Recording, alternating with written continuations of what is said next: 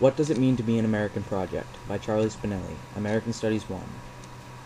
Over the course of the year in American Studies 1, we have learned about several American historical figures as well as several American figures in literature.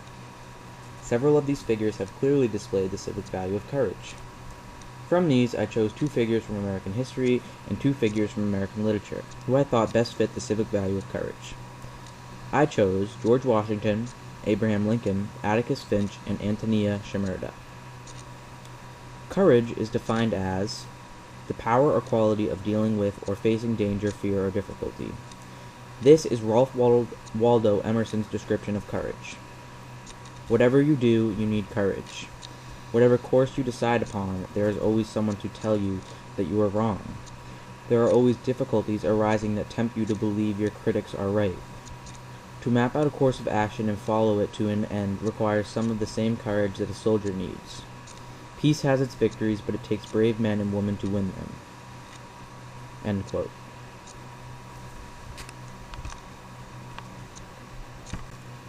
George Washington was the first President of the United States of America.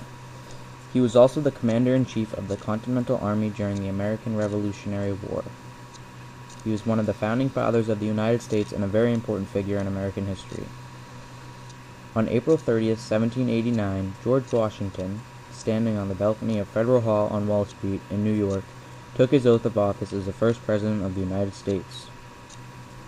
Washington was born in 1732. He was the first child of Augustine Washington. He was born into a Virginia planter family where he learned all the aspects of being an 18th century gentleman. Washington had 2 main interests, which included military arts and Western expansion. Washington was first commissioned a lieutenant in 1754. His first military contact was when he fought in what grew into the French and Indian War. During the years from 1759 to the outbreak of the American Revolution, Washington looked over his lands around Mount Vernon and served in the Virginia House of Burgesses. Washington married a widow named Martha Dandridge Custis. Washington felt himself exploited by British merchants and angered by British regulations.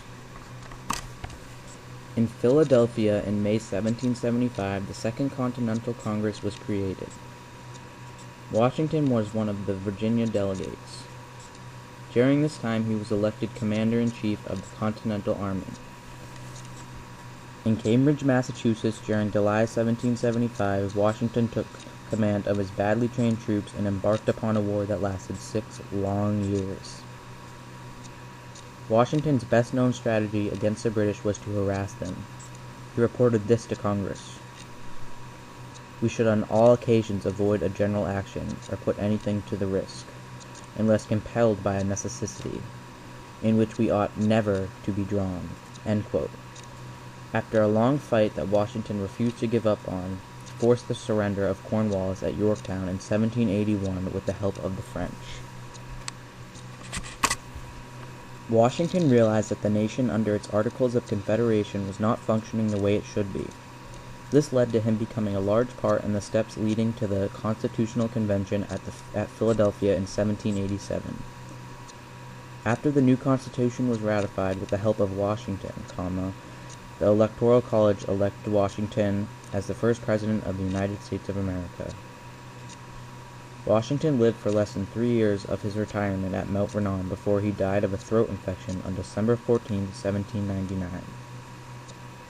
Washington clearly displays the civic value of courage through all the situations he faced, including disasters and retreats. His courage made him look like a natural leader, and people followed him because of this. In the wars of 1775 to 1777, Washington led his men against British forces. Although Washington lost several wars, he refused to surrender his men in all of them. He fought until the end. This truly justifies how courageous of a leader he was.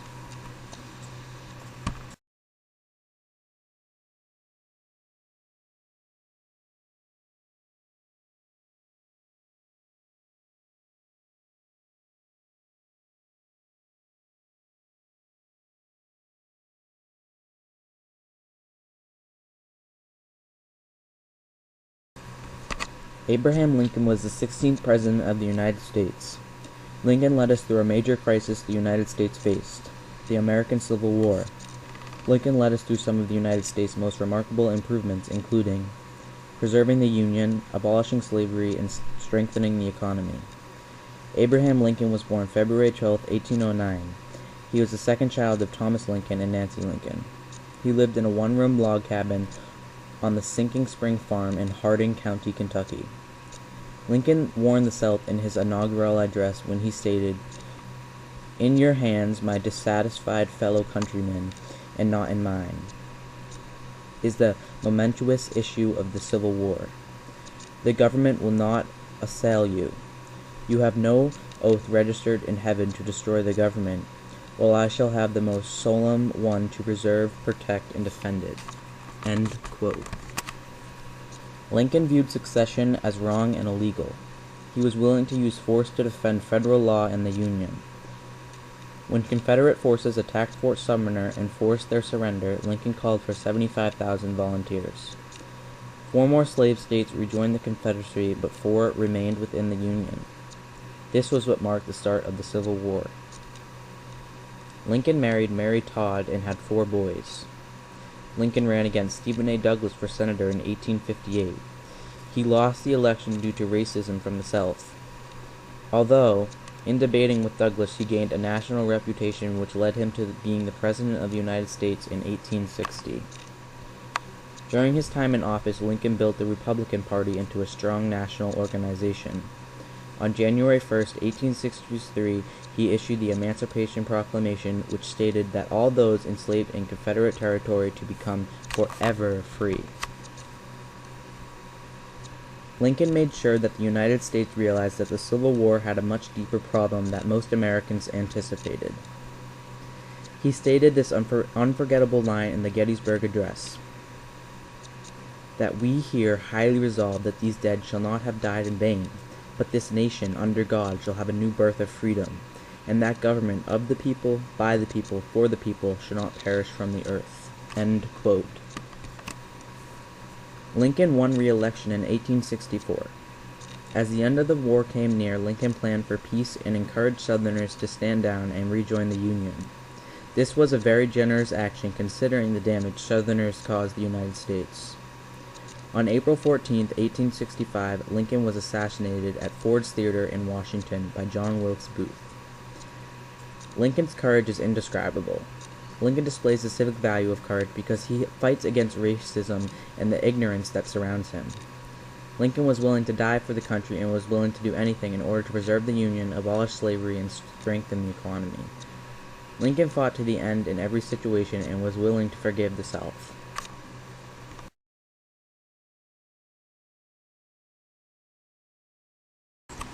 Atticus Finch from Harper Lee's novel To Kill a Mockingbird was a lawyer in the town of Macomb, Alabama in the early 1900s. He was also the father of Jim and Scout Finch.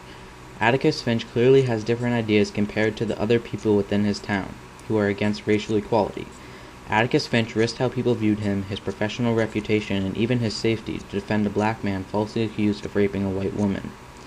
Facing a racist society like the one depicted in Macomb is an act of courage alone.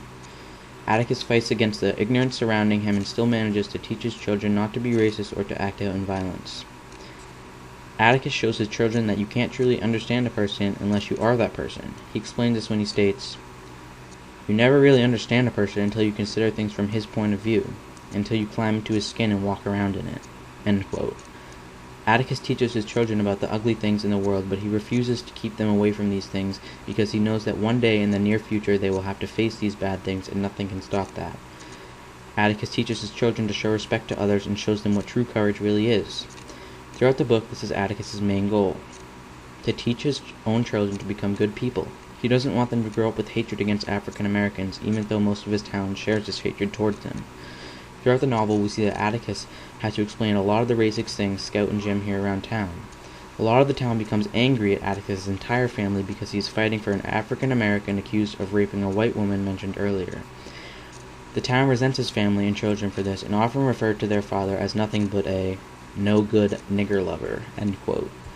Jim and Scout are forced to deal with the anger and hatred that surrounds them towards African Americans.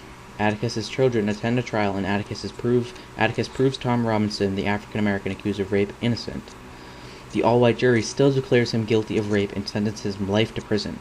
At this time, it was nearly impossible for an African American to get out of court innocent just due to the racism. Jim and Scout don't understand why someone who didn't do anything wrong would be charged with an awful crime they never committed. Atticus tries to explain to the children about the racism around them and how some things in life are just not fair. Atticus Finch was willing to risk his entire reputation and his own safety in order to stand up for what was right. This meant protecting an African American falsely accused of raping a white woman in a community that was completely ignorant to racial equality and justice. Doing this in a town like Macomb shows how courageous of a man Atticus Finch truly is.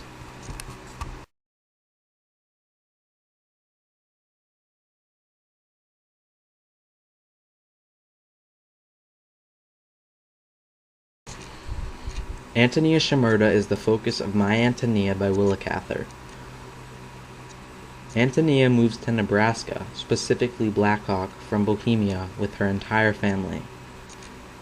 Antonia is intelligent, optimistic, loyal, and kind-hearted. Antonia loves Jim Burden, whom is her childhood friend she grows up with, as a younger brother. But Jim loves Antonia in a deeper way. The novel is about Jim's recollection of his life and time spent with and without Antonia. Antonia's main struggles throughout the novel involve her life as an immigrant and the suicide of her beloved father, Mr. Shimerda. Antonia struggles as an immigrant and feels different than everyone else. Her family struggles to eat and survive in general. Their struggle for money and her father's death forces Antonia to start to work on the farm day and night. Her life changes completely. Her simple childhood, or easygoing childhood, soon comes to an end. Later on in the novel, Antonia moves to Blackhawk to work for the Harlings. While in Blackhawk, Antonia is judged harshly due to her love for dancing or partying. She is viewed by the community as easygoing. The next struggle Antonia is forced to face is when her fiancé leaves her and forces her to raise a child on her own. Antonia displays the civic value of courage because she fights through several hardships in her life and she never gives up. She gives life everything she has and tries to live to the fullest. She faces her fears and moves on. Antonia lives a hard life, but her courage gets her through all the hardships life throws at her. She ends up doing all right for herself and raises a family on a beautiful farm with her husband.